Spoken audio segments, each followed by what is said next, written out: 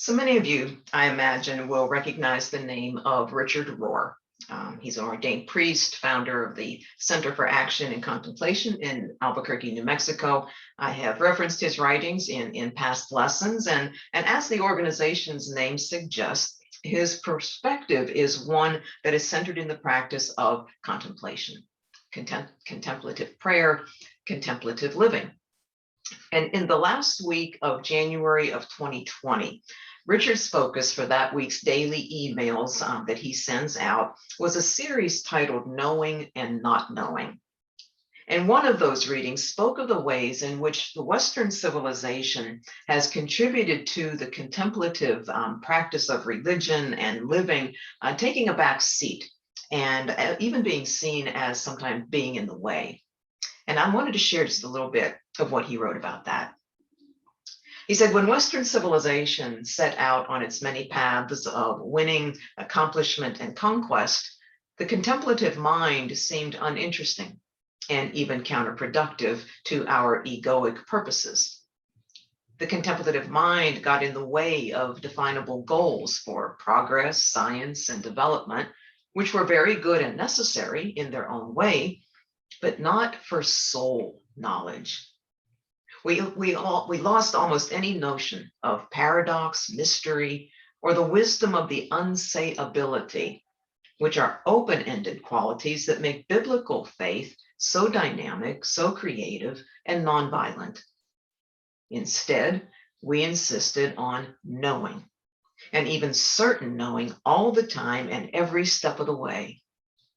This is no longer the enlightening path of Abraham, Moses, Mary, or Jesus, but a rather late and utterly inadequate form of religion.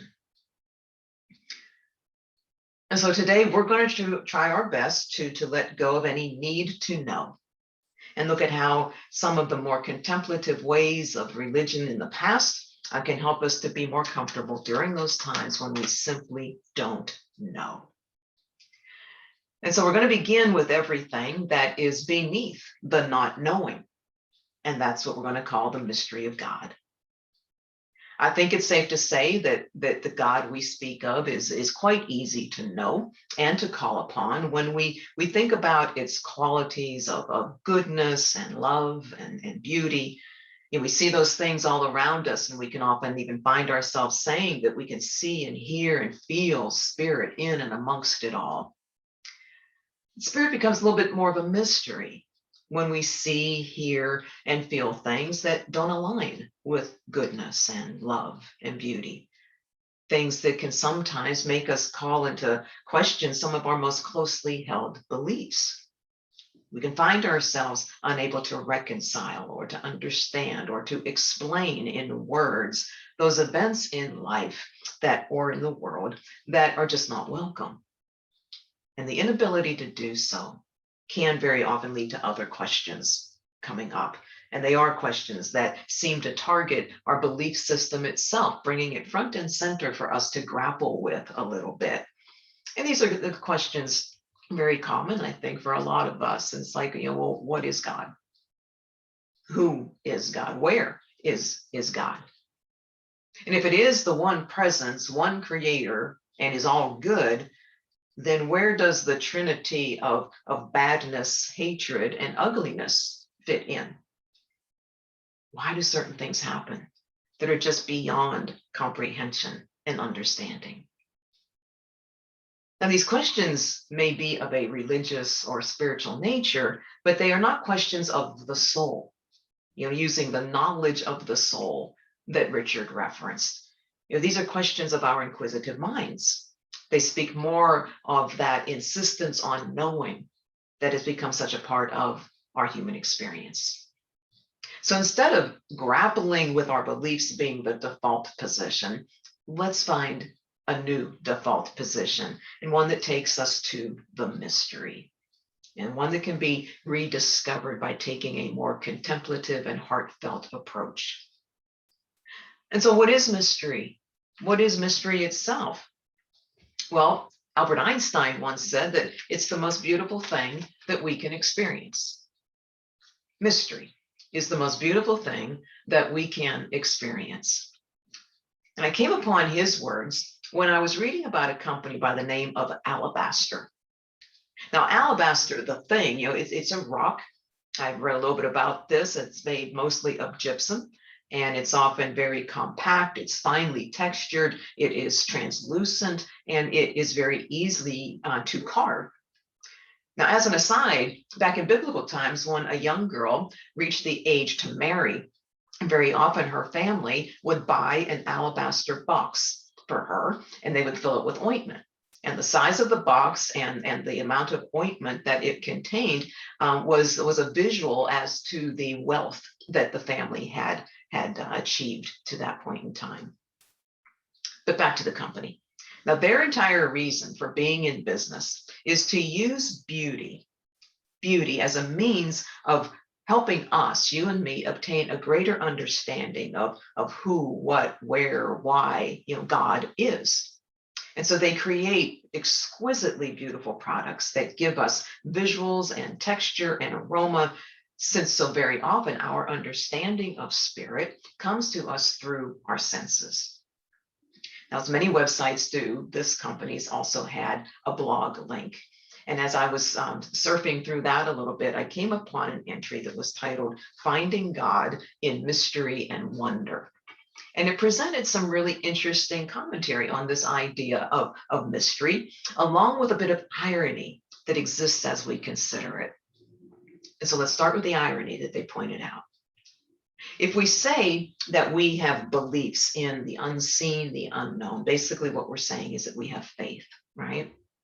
And yet what often draws us to that place of faith? What draws us in so many times is all the beauty and the wondrous things of this world that we can see and feel. And so the question becomes, how can the unseen serve us in our faith in the same way? Well, one thing we can do is look to the Greek definition of mystery, just to remember what it is.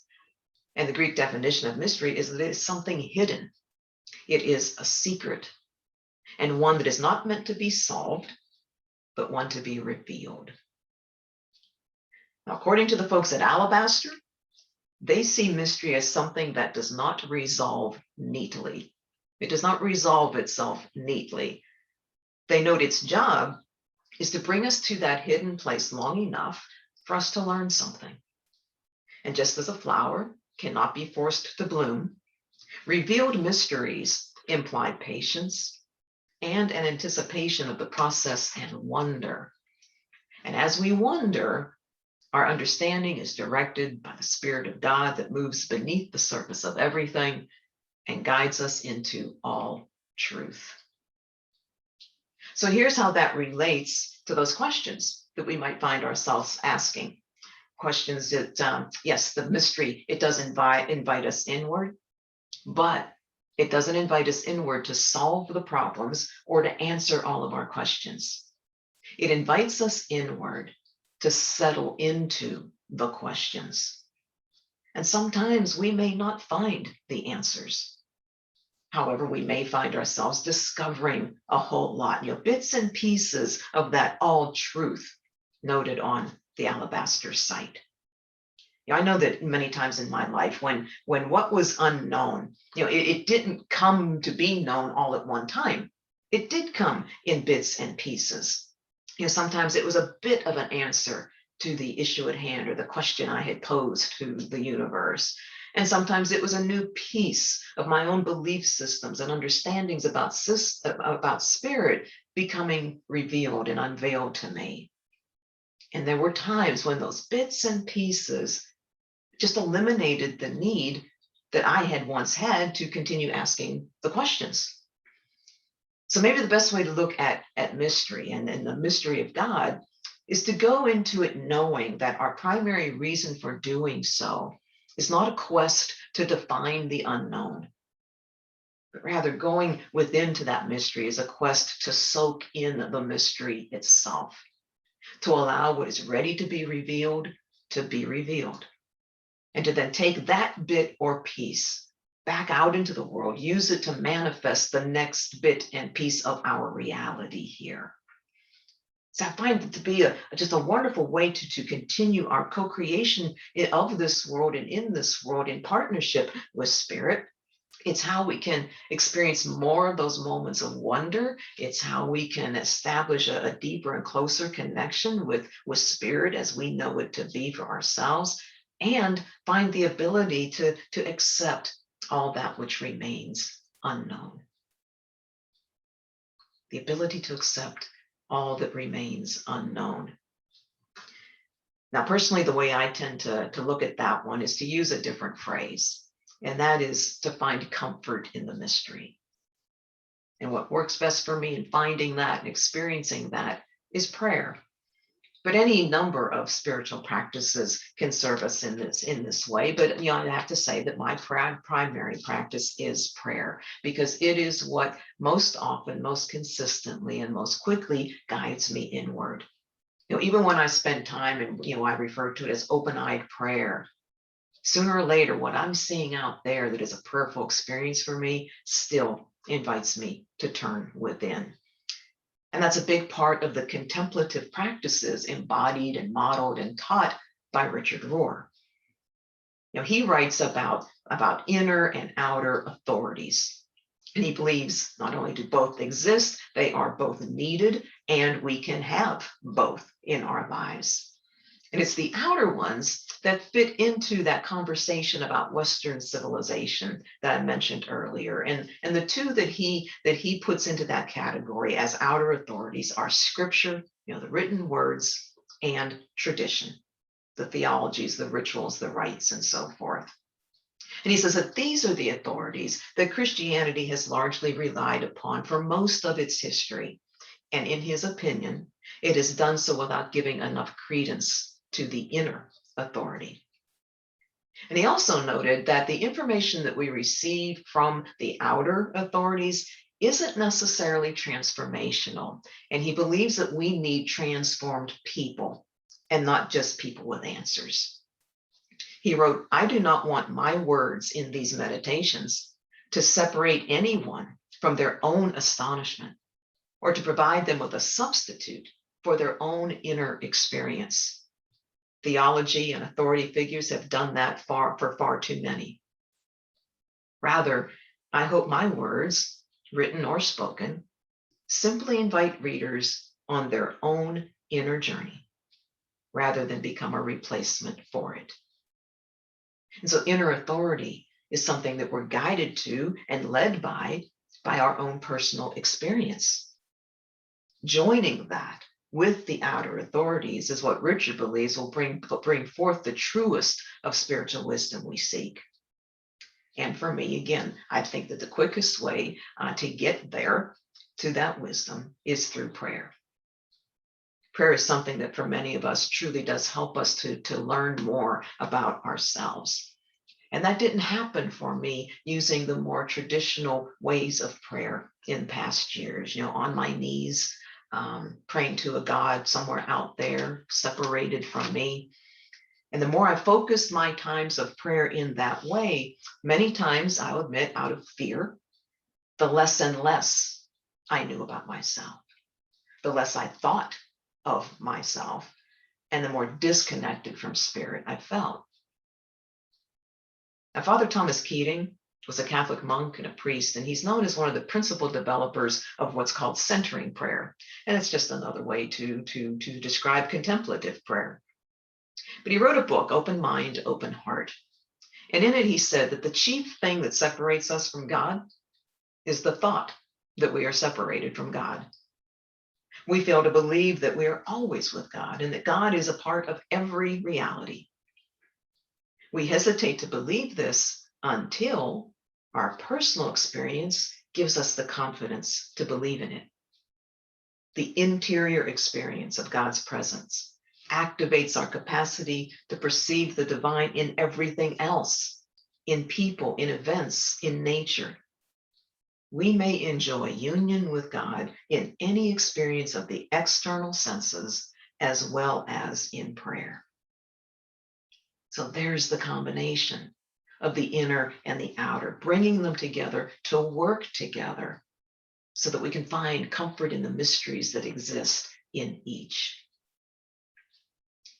There's another benefit that I find through prayer, and that is that going inward reminds me of the importance of slowing down just enough in order to not allow only the outer authorities to have a voice in my life. It reminds me to slow down just enough to really be able to recognize the inner experiences, the personal experiences for what they are. And one very significant thing that those experiences are is a place and a means through which I can ask and then settle in with all those big questions. Questions about my desires, my wounds, my values, my beliefs, my relationships. Questions about God, about life, about all that is unknown at that particular time. And they also help me develop a deeper and a greater trust and faith, not only in that divine authority that resides within me, but also knowing that I know in any moment all that I need to know. It's a mystery.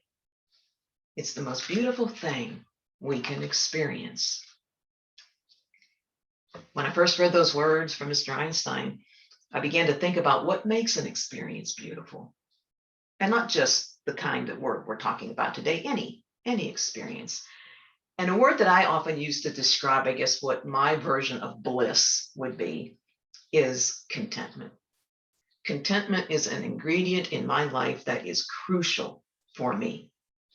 If I'm content in my life, I can still be unhappy or upset about certain things, but those things are not my life. They are things to experience in life.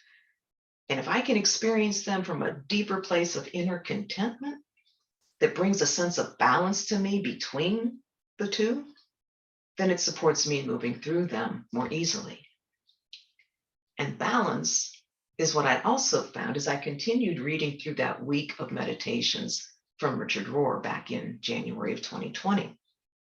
And the balance he offered was that which can exist between all that is the spiritual mystery and the unknown that we've been talking about, and the spiritual knowing that does exist for us. For many people and many religious organizations, again, in this Western civilization of ours, there is not a good balance between those two because we think we know it all. Richard noted, it is amazing how religion has turned the biblical idea of faith around 180 degrees into a need and even a right to certain knowing, complete predictability, and perfect assurance about whom and what God likes and doesn't like. Why do we think we can have the infinite mystery of God in our quite finite pocket? We supposedly know what God is going to say or do next because we think our particular denomination has it all figured out. In this schema, God is no longer free, but must follow our rules and our theology. I read that and I remembered back to, it's been several months now, but I remember that in one of my lessons, I had offered some commentary about the desert fathers and mothers of the early centuries of this common era, and how they had to go off and live in caves and isolation and seclusion to just get away from such ideas like that and live a more contemplative life. You know, they saw the importance of silence, the importance of symbols and feelings without any need whatsoever for explanatory words. They trusted the insights that came by going within. It was their way of balancing the need to know with not knowing. It was their entry into deeper places of faith. And what they discovered was described by Richard this way.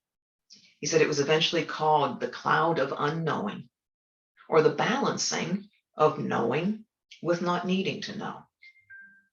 Deep acceptance of ultimate mystery is ironically the best way to keep the mind and heart spaces always open and always growing. So again, there's the combination, a healthy balance between both the inner and the outer authorities in life. See, what we know is important. It puts us as if we feel like we're standing on solid ground. It keeps us grounded as we go through life until we're ready to know more. And do you see how what I just said was completely void of asking questions? Now, it doesn't mean we can't ask them, shouldn't ask them. It just means that we can find comfort in being with them and not having this burning need for immediate answers. For a long time now, it's probably been, I say, at least 3 years, I have had a quote in my lesson files, waiting for the right lesson to come along for me to share it. And I think today's is the perfect one. It comes from a poet, Rainer Maria Rilke, who wrote, "Be patient towards all that is unresolved in your heart, and try to love the questions themselves. Do not now seek the answers, which cannot be given you because you would not be able to live them. And the point is to live everything. So live the questions now. Perhaps you will then gradually, without noticing it, live along some distant day into the answer. And it's with those answers that another bit or piece of the mystery of God at work in your life will be revealed. And it will be one of the most beautiful things that you've ever experienced." God bless you.